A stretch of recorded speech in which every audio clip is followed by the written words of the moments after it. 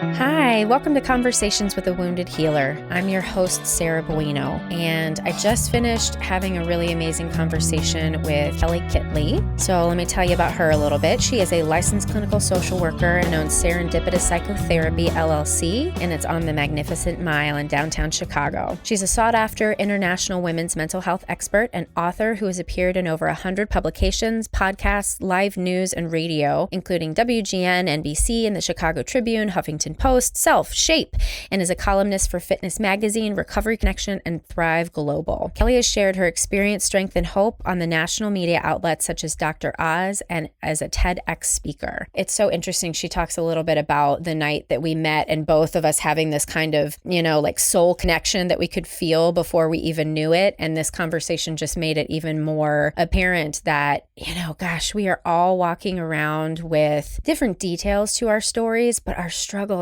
are the same. Like, if we could just tell our story, I think with just feeling words, we would be telling the exact same story, which I think is really interesting. So I hope you enjoy this interview with Kelley Kitley. Thanks so much. Hello, Kelley. How you doing today? I'm doing great. Thanks so much for having me on this morning. Yeah, I'm really excited about this conversation. So why don't we just jump right in and have you tell folks who you are and what you do? So I own Serendipitous Psychotherapy. It is a women's mental health practice primarily. I do see men as well. And I treat couples using a cognitive behavioral therapy approach, as well as positive psychology and motivational interviewing. It's been a dream of mine since I was 16 years old after being treated for an eating disorder by a wonderful therapist I had a extremely reparative relationship with. And she was on Michigan Avenue. And after I had that experience, I was like, someday I too want to help people and own a private practice. So I opened Serendipitous about 3 years ago. And nothing is linear. So there was a lot in between, but I can say today that this is exactly the vision that I had a long time ago. And so it's amazing to be living that dream.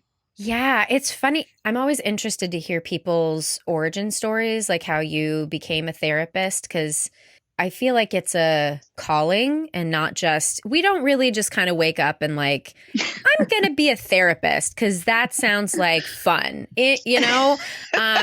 So I love that it's like an homage to your first treatment experience.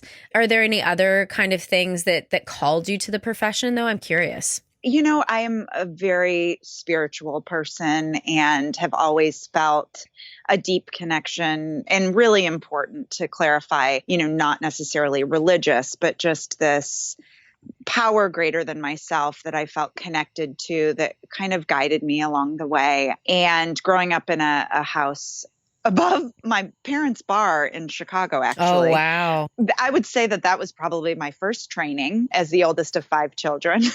Oh, wow.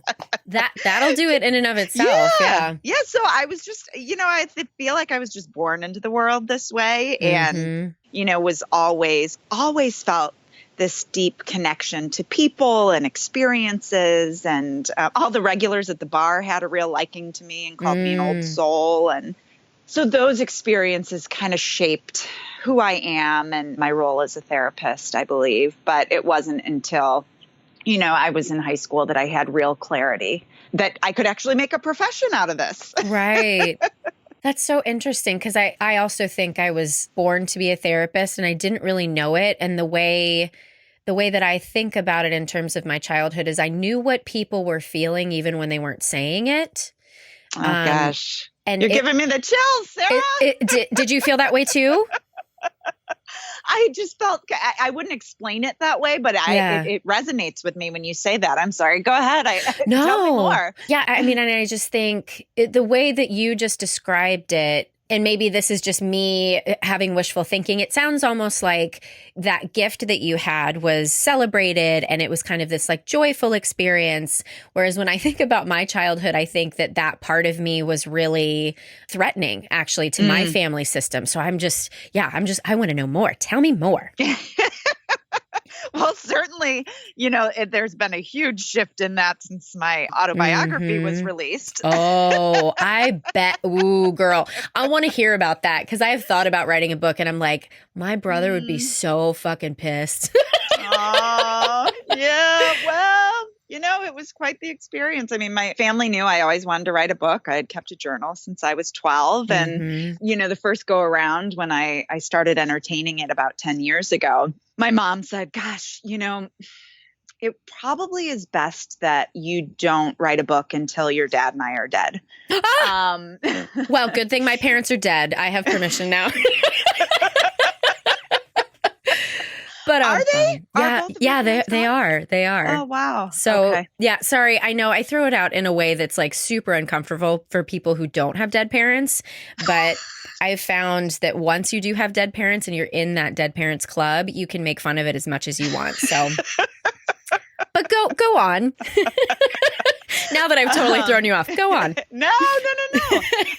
It certainly does help. Certainly. It does in many ways, yes. So that was my mom's reaction. I don't think my dad has ever read a book in his life, so I wasn't concerned that he would read it. I did think one of my brothers would be reading him excerpts from the book. But, if you sit for any family dynamics, it's like we all had a different lens and we all tell a different story about our experience. So I think, it's not something that my family has particularly talked about it. And I quite honestly don't know who's read it, who hasn't. I just know it created a lot of tension. And let's just say nobody was really welcoming the idea like, oh my gosh, this is so great. We're so proud of you. It was more kind of like tiptoe, which is just kind of part and parcel of the way our family is, which is why I felt such a strong desire to write about it and to speak about what I speak about, because I was told to kind of not talk about some of the things I went through, primarily childhood sexual abuse. That was like, gosh, when I had said that it happened, it was like,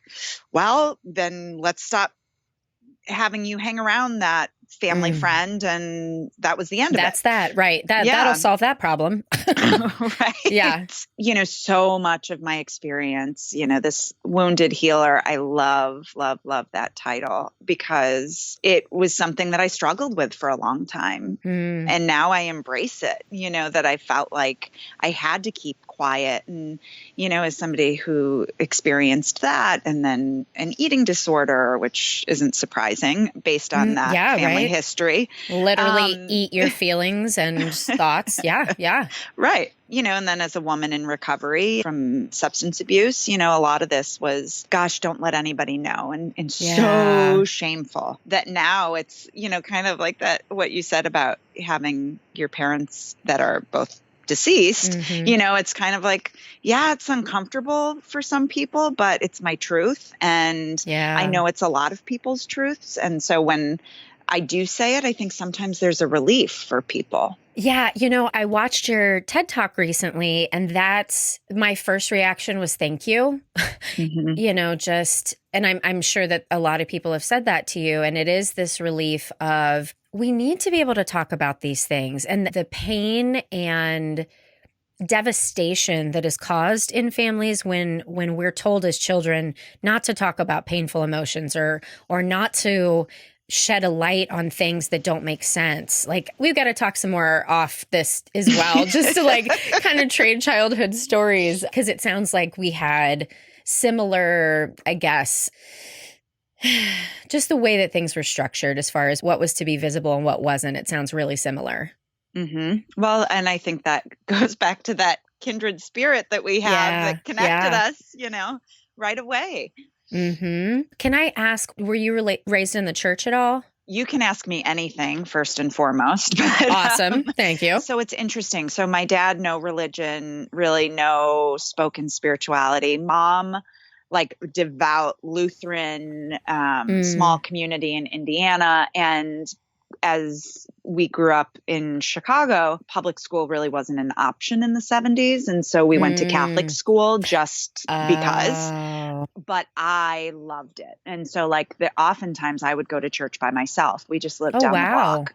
And it was really my decision to make my first communion and be confirmed. And so religion was never pushed on us by any means, but we learned a lot about it being in a parochial school. That's so interesting. My history being that, not that religion was pushed on us, but that it was my mother's lifeblood for sure. And that, I think, formulated the way that my mom moved through the world. But obviously, some of the secret keeping, when you say that your parents owned a bar, I'm assuming someone was an alcoholic, I'm guessing. Might that be the case? Both, Okay, and both identify or don't. And it looks very different in both. But my mom hasn't had a drink in, maybe 30 years, but my dad is still very active. Yeah. And I ask that just because the secret keeping, you and I certainly know, being in this business and being products of, the disease, that families with alcoholism and mental illness love to keep secrets because that's just how it works, right? Sure.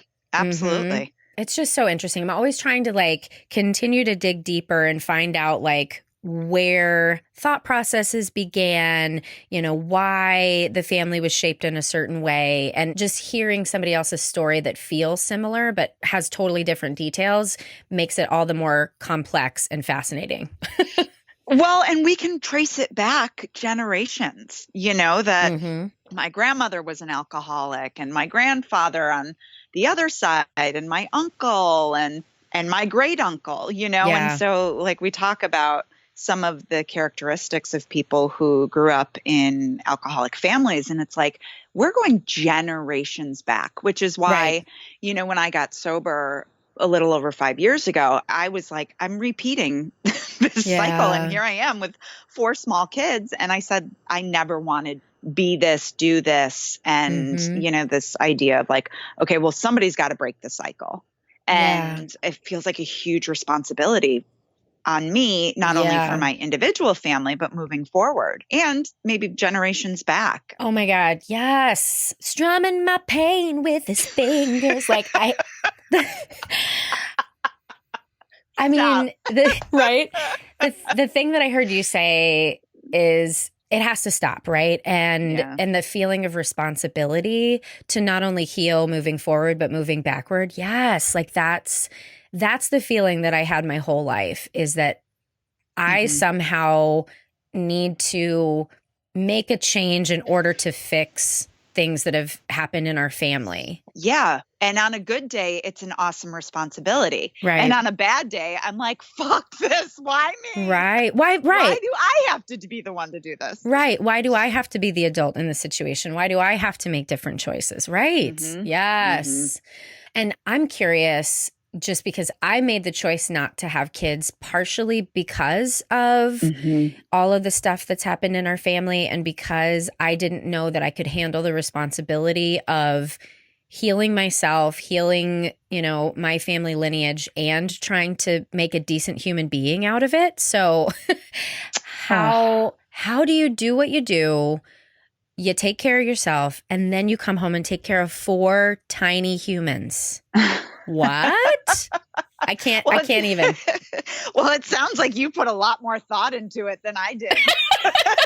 I did. I spent probably, and my therapist at the time would tell you, I probably spent 5 years just talking about whether or not to have a kid.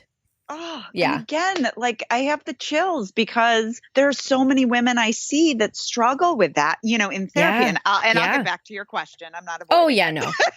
I know. But that idea of okay, I'm a woman. Is this what I'm supposed to do? Yes. I'm feeling maybe, hormonal desire, but psychologically maybe not. And so, I love when somebody can get to a place of acceptance of the decision they've made, even though it may not be what they think they should be doing. Air quotes, which is is so powerful. And I respect that so much. But in my own journey with that, my husband's one of five. I'm one of five. Oh my good God. I can't even imagine what Christmas looks like. Oh, I can't. Yeah. It's at the Jersey Shore with my husband's intact family, thank God. But, there's 20 grandkids and, there's a lot of good chaos that comes out of, big families. And I was just with my sister and she has 4 kids for Easter yesterday. And, wow.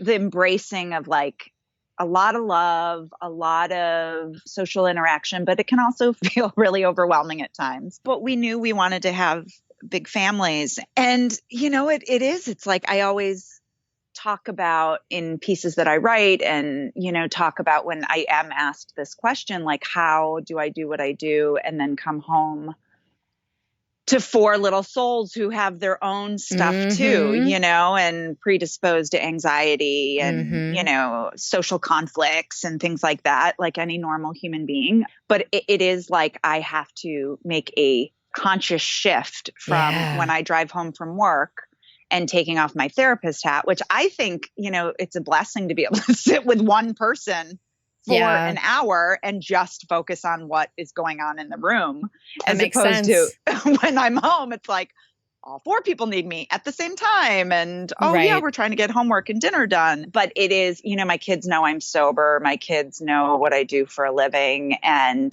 I'm probably the total extreme of what, not probably, I am. We didn't talk about anything in my family of origin. Now we talk about everything. And it's great. It's an opportunity to see some of the things that I didn't get in what kids need. And, I probably am a little over the top in some regard as a parent, and lots of flaws too.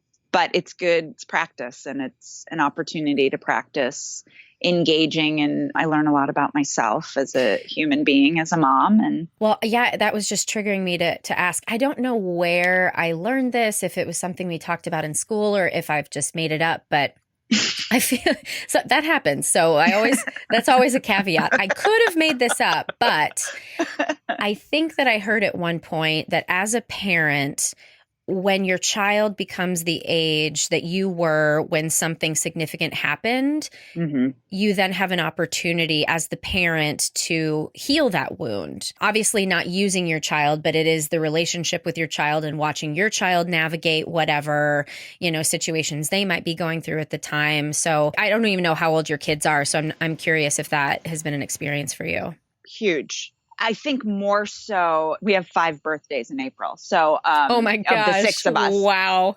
My oldest is turning 12. Then I have a 10-year-old daughter, an 8-year-old son, and a 6-year-old daughter. And certainly, so I have 2 boys and 2 girls, and there is a difference in terms of my responsibility to build them up. More so my daughters, probably because of my own experience as a little girl and, some of that childhood being robbed, having had to experience some of the things I experienced at such a young age. So more so in the fact that the transference component of it, like I had done an interview after the book was released with Heidi Stevens from the Chicago Tribune. And she said, what was the hardest part about writing the book? And there's this chapter about my own experience being 10 years old and being sexually abused and how strong of an emotion that was for me to think of myself as my daughter's age. And that having happened was just devastating to me. So to look at it from that lens, I think hit home a lot harder for me having my own kids, where I processed it differently as a woman who didn't have kids, but then to kind of imagine myself at that age and be living with a 10-year-old, I'm like, oh my gosh. Just a baby. Yeah.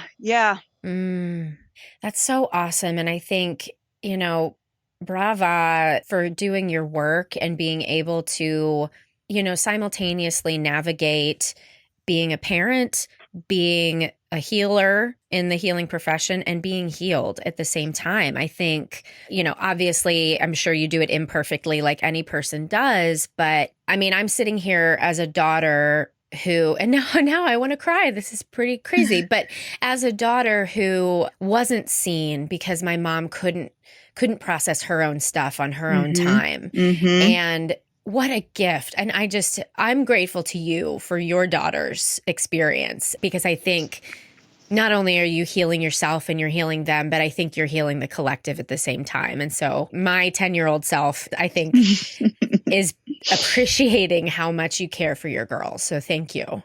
Oh, that means a lot. I appreciate that. Oh, and not to mention relationships, right? Like, right. You're Yeah, right. Right. Husbands. Oh, God. Yeah. Yeah. You know, who like kind of knew what he signed up for, but, right. Like, yeah. And we met at my parents' bar. Wow. And he is not an alcoholic, but us having a good time together was a huge part of our relationship. Yeah. So I'm super grateful for his ability to, accept me exactly as I am. And that relationship I was 20 when I met him, and I'll be 40 in 2 weeks. So think of how much somebody changes in that time, and lots of moves and kids and sobriety came in that, career pressures, all of it. It's whatever, it's life. It's right. What everybody goes through that, like, when you pause, you're like, holy shit, that's a lot. Right. What does he do for work? I'm always just curious. The combo that go with therapists. He's an actor. Well, so he's basically a therapist for himself, right? I feel I feel like that's what acting is. Oh, yeah, wow. You'll have to, I'll plug he's about to open a show about women's mental health. And really? Yeah, at Victory Gardens. It's called Letty. And it's about a woman who is incarcerated and has children, and he raises her children, and then the mom gets out of jail and wants her kids back. Wow. So he gets it. And he's doing a show at Goodman called Support Group for Men. So great. So he's drunk the Kool-Aid. Our worlds collide a little. Yeah, that's so awesome.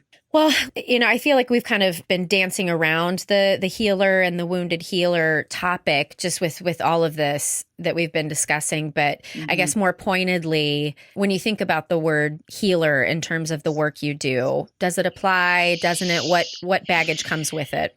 I think it definitely applies. Being able to heal, and before we can help somebody else heal, we need to work on ways to heal ourselves. And, right. Which is why I so respect colleagues in this profession who have been in the trenches and have done the work. And when I was teaching graduate students who had never been in therapy, I was like, what? Oh, girl, please. Every time I say that in class, somebody like rolls their eyes, and I'm like, you just get out of the fucking profession right now. No, if you think you don't need therapy, get out. I know, there was one place I taught in California that it was actually a prerequisite that they had to go through a year of therapy while they were in graduate school. But I don't know how I would have survived grad school without therapy. Good God. I really don't know what I would have done. Oh my God. Seriously. I know. I think it's an awesome responsibility, but I also need to kind of keep that 1 foot in, 1 foot out, because I want it so badly for my clients because I've done the transformative work, and I know how exciting and scary and all of it can be, that, I'm definitely one of those clinicians who needs to make sure I don't try harder than my clients. Oh, yeah. I want this for you so badly, but I'm not sure how badly you want it for yourself. Well, right. I think that goes back to, the childhood piece of being able to kind of recognize things in people that maybe they can't see in themselves. I think that's the burden of it, right? That's the shadow side is I see your potential and this beauty inside of you, and you might not ever get there. Yeah. Because that might not be your path in this lifetime.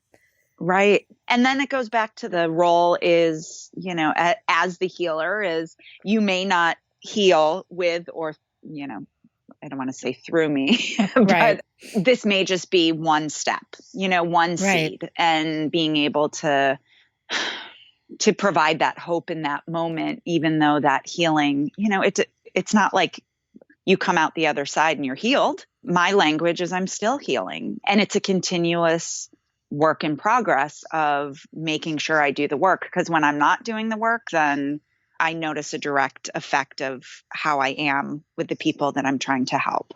You know, whether it's a speaking engagement or as a clinician or, you know, this podcast or whatever it might be. It's like, if I'm not actively doing the work at the same time, I feel like a hypocrite, you know, you know, and that's what was hard for me when I was a practicing clinician and, you know, trying to get sober. It was like, you know, I had clients who read my book and they were like, were you drinking in between our sessions?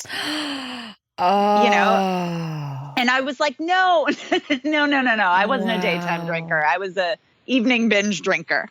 But still, you know, that idea of like, I was still doing the work. I was going to therapy. I was well aware of the fact that I would maybe someday become an alcoholic. I mean, my graduate studies was in addiction, but I don't know. I justified it, you know? And so, I was going through shit too while I was working with clients and doing my own therapy and trying to get sober. And there was a little shame in that, you know, that luckily I didn't have anybody on my caseload who was actively trying to get sober at the same time. Right. Yeah. But certainly now, like my whole caseload is people trying to get sober. Funny how that works. Well, I'm, you know, because shame is one of the areas that I really love to dig into. I'm curious, was there one client who was like, were you drinking in between sessions? I'm really curious about that acute moment and how you, I mean, I'm sure in the session you probably handled it in a great way and then potentially fell apart right afterwards. Would you mind talking about that? No, not at all. You know, this was somebody that I particularly, you know, have a really direct, she is very direct and that's the way that I practice as well. So it's a nice combination in terms of calling everything out and kind of putting everything on the table. And she was concerned. She was like, wait a second, your sobriety date is March 10th. And I started seeing you like January of that year. Were you drinking, you know, were you drunk during our sessions? Oh. And of course, but in that moment, I felt like I wanted to defend myself. Like, oh no, I was hungover, but I wasn't drunk. Right. You know, and then feeling like, oh my gosh, was I not a good therapist during that time? And that just hurt my gut. Oh, you know, and it was here at this point, by the time she said that, we'd been working together for about 4 years because nobody knew I was sober until my book came out a year ago this month. And so some of my clients have read my book and some have not, because there are people who want to assume that I am all knowing and perfect and, you know, and just sit across from them and they can fantasize about who I am in my personal life. And then there's other people who are like, oh my gosh, you really understand, you know, where I've been or what I've been through, or you have had a similar experience, even though, you know, we may feel differently about it. But I mean, just saying that interaction that this woman and I had kind of brings me back to that place of feeling like, oh my gosh. Who was I during that time? And could I be a better therapist to her now than I was then? But she was getting something because she came for 4 years every week. But that idea of like, was I a fraud? Oh, that's so honest and vulnerable. And that is what encapsulates the whole wounded healer concept, right? Because like you said, healing is a process. We are never completely healed. And part of that process is going to be potentially messier than other parts, right? Like, is being someone who binge drinks any different from somebody who has depression that's not managed, you know, and can show up in the room? And I don't think that there's any difference than that. And I certainly know a lot of therapists do struggle with, maybe they struggle with their anxiety outside of sessions. And we've all got something that we're in recovery from. Yes, I do believe that. And there are people in our profession who believe strongly in, you know, not sharing any personal information and keeping a really strict boundary on that. And for me, I think that does our clients a disservice. I agree. Certainly, I'm not, the session is not about me and we're not talking about my healing and all of that. But certainly if it comes up, to be able to answer in a real and authentic way, you know, and not feel like I have the stock trained response to that. Well, I'm curious to know why you're asking that. Oh, that's the most bullshit answer. I want to smack people when they pull that shit out. No. Be a real person. For me, what I love, I'm not really good at small talk. Me in my neither. personal life, right? Just go deep. And I'm working on that. I'm working on some people just want to shoot the shit and not have to talk about what's really going on or how they're really doing. I don't want to hang out with those people. Well, certainly, people duck when they see me come for after school pickup, oh shit, here comes a therapist. She might know something's going on. But being able to kind of respect that and know that, people are sometimes more comfortable having some of those conversations, and certainly in the right setting, of course. Mm-hmm. But part of what drew me to this profession as well was, there's bullshit sometimes when people can't get honest, but to be able to have that deep, connected experience with someone is as spiritual as it gets. Yes. For me, that I want to have those conversations in my day-to-day life. Yes. In my personal life, but a lot of people can't show up to have those conversations. Mm-hmm. But in the forum of therapy, we have two agreed people who want to go there. Yes. So that's where the transformation happens. That's one of the big reasons I always tell people I wanted to work in addiction Mm-hmm. in particular is because I wanted to be around people who are striving to be the best version of themselves at all times. And that's what I think therapy is and recovery is. And I'm exactly the same. I don't do denial at all. And it's interesting. Literally cannot do it. I kind of wish that it's hard not to be able to live in denial. It is.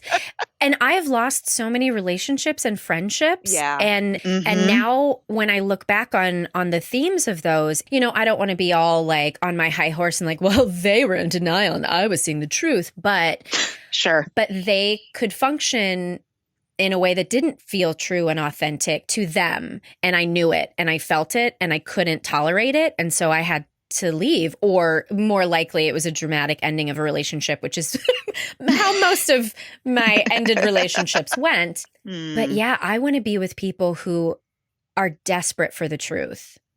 Yeah. For themselves. Thank you for saying that. Yeah. It's hard, especially, I grew up in Chicago and have really long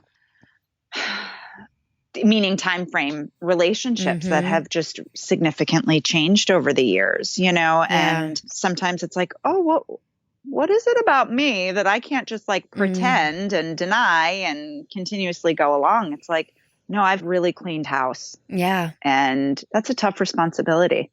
Mm-hmm. It's interesting because I feel like the more work I do, it gets more subtle, right? So the things that become uncomfortable now, I wouldn't have even known they were happening 10 years ago because I was so busy trying to people please and make sure everyone thought I was attractive and thought I was good at what I did and all that kind of stuff. And I keep losing my train of thought. I have no idea why I was saying that, but because you thought because you said some of these things were subtle. Are more subtle now. Right. And in what you can tolerate, maybe. Thank you. Such a good therapist, because we're always actually active listening. And so I can tell you exactly where you were, but I can't tell you where I was because I lose my own train of thought. But yeah, the point is that as I heal at the more subtle level, I find myself a little bit more lonely sometimes. Because the subtleties are so obvious to me now, but some other people in my life, they're not so obvious to. And again, this is not a judgment oh, you're doing it wrong and I'm doing it right. But we're in different places. Talk about our spouses, right? So my husband, he is the best. And his big fear, he's always said to me, he's I am terrified of you outgrowing me. And right. And that's been a fear of mine too, because I'm so, and this is my bullshit, is I'm so fucking judgmental of people who aren't doing the work. Right. So my fear, right. That's a knowing laugh. I know. Yeah. So my fear is that I'm going to be judgmental of him. But what I've found in our relationship and all the relationships that I have that are long-term that work, as long as we're all honest and doing our work. Like that's all that it doesn't matter what level, quote unquote, you're at, even though there aren't levels, but you know what I'm saying? It doesn't matter how far along one is in their spiritual journey. But if you're showing up in the most, I don't want to say like there's the truth, but the truest for you, the most vulnerable, the most authentic that you can possibly be. That's what I'm attracted to. That's what I'm connected to. Absolutely. I don't need to measure it for you. Right. Just that you're doing it. Right. You're willing to do it. And it is lonely, because it's hard. It's hard to get that honest with ourselves and with other people. And I don't know, I'm just having a moment here of like, you get it. Yeah. And I know there are people who are listening who get it.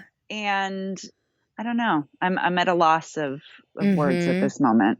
I'm wondering, like, as we're talking about this, because for you and I, it sounds like we really have this.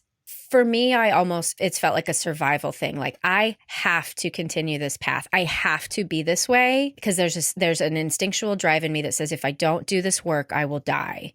I will be obliterated. I will be annihilated. And I think that's what, for me, prevents me from being able to experience denial in a meaningful way because I know I will be obliterated if I live in that space. I'm curious for you if you have a similar feeling with that or if it's something that like you made a choice one day to step out of that or what your thoughts are. I think it's a little of both. I certainly, because of fear, struggled with similar things you're talking about, this people pleasing component and wanting to be liked and saying the right things and doing the right things. And I saw how damaging that was and how, even though on the outside, I looked like I was really happy, I hated myself on the inside. Yeah. And just wanted to be maybe something or someone different than I was projecting. And so I'm known to be honest to a fault. Yes. We really are sisters from another mister, girl. We really are. and it eats me up when I can't be, you said, it's kind of this, like, I don't really feel like I have a choice. Like I just have to, and that's my most frustrating thing in relationships. It's like, look, if with my family, it's like, tell me how pissed you are at me about this book. Right. Tell me something that you're holding on to that you totally disagree with. Right. And let's have a conversation about that. The avoidance and the denial I have seen kill people. Yes. So it is, and even with clients, where they're like, well, I'm not really sure how somebody felt about me on that date. I'm like, could you ask? Right.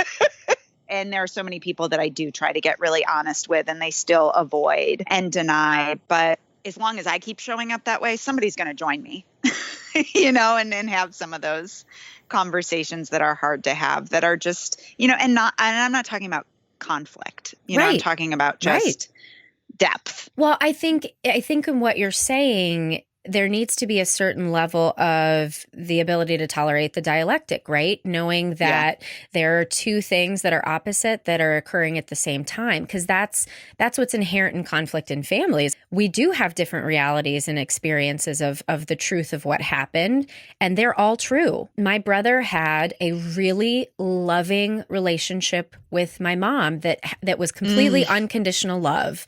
And though there were flaws, of course, it was so different than my experience with my mom. And I know that my mother loved me, but it didn't feel like love. Those two things exist at the same time. And that's the conversation I could never have with my mom, is that even though you're not intending these things to happen, this is how I feel.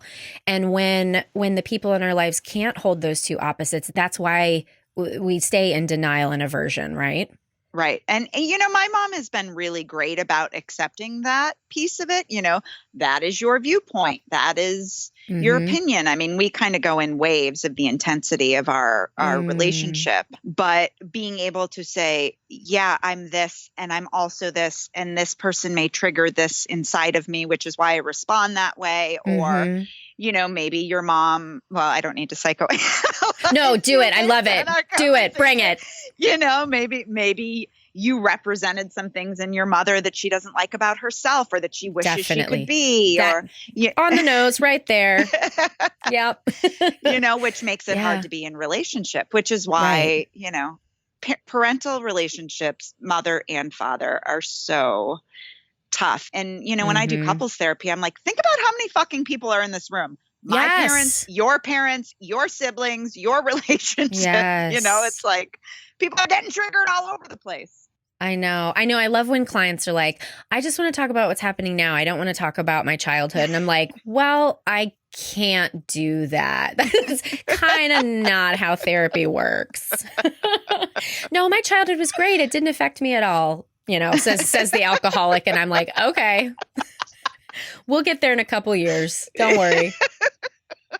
I try to level the playing field by telling everybody everyone's parents fucked them up. Like, everybody's crazy. Everybody's fucked up. And if we can all just embrace that and try to figure out what flavor of crazy we have, then it makes it all the more fun, rather than this, like, I still don't understand like stigma against mental health and addiction, because it's like, everybody's got something. How dare people turn their nose up at someone's disorder when they've got some other disorder that we just might not be as obvious. Right. Or the comparison game. Like I see clients, because I don't take insurance. And so there is this certain niche that I see, lawyers, doctors who kind of come in with this idea of like, but my experience is not as bad as. Oh, yeah. And it's like, but it's yours. Right. Like, we're just focused on how you experience that, not if somebody didn't have food or was homeless. I help people work through a lot of like, imposter syndrome and, not feeling good enough, even though there's this litany of things that they've accomplished, or, that their growing up experience wasn't that bad. Their parents were married, Right. But they never talked to each other, and they slept in different bedrooms, and they never saw conflict or love or anything, It's funny because that's just making me think, like, we all have this resume for our mental health, right? And if we look on paper, it doesn't look like I had anything wrong in my family except for divorce. Really. That's the only thing on paper that you could point to and say, oh, that was probably traumatic. But that's our resumes are not what make up our experience. And that is just like a snapshot of what people have gone through. And to compare resumes, it is so, like, I've heard people go both ways. Like, either, oh, I'm not as bad as that guy, meaning I don't deserve to feel bad for what I've gone through, or I'm not as bad as that guy, which means I'm not an alcoholic or addict or depressed person or anxious person, right? Right. I like that. I'm going to use that. Don't compare my mental health resume to yours. Yeah. You know what's funny? One of my clients, we were joking because he was looking for a partner at one point and on dating sites. And he's like, wouldn't it be hilarious if we created a dating site where you put your shit out first? And I actually talked to some people about developing it as an app just to see what would happen. Of course you did. Of course. And it's like, so I'm bankrupt and an alcoholic and, whatever the things are, like, putting that out first. So I'm TMing it. If anyone, I didn't give it a name, but don't steal it from me, anybody, because maybe one day I'll actually do it. But I thought that we laughed about it forever because, he's such a great guy and now he's in a lovely relationship. But we just laughed about how on paper we can either look fine and things be terrible on the inside, or it can look like shit, but you're actually a really great person. Oh, well, and you know what? I bet if that was the dating site or app that you created, people would pick the ones they're most comfortable with, right? Like, oh, alcoholic, bankrupt, that was my dad. I know how to deal with that. Well, and it's funny because we fucking do pick people that way. We just don't know it until later. Yeah, right. Oh, love it. I really should do that. I should. We had a name for it and I cannot remember what it was, but it was something hilarious. Undoubtedly. Well, we're coming to the end of our time. I want to be really respectful because I know you are busy. I feel like we talked about all the things, but is there anything that I didn't ask you that you really want to share? I do want you to, like, plug the title of your book, plug your TED Talk, all that Oh, stuff. thanks. So thanks. this is the moment to plug.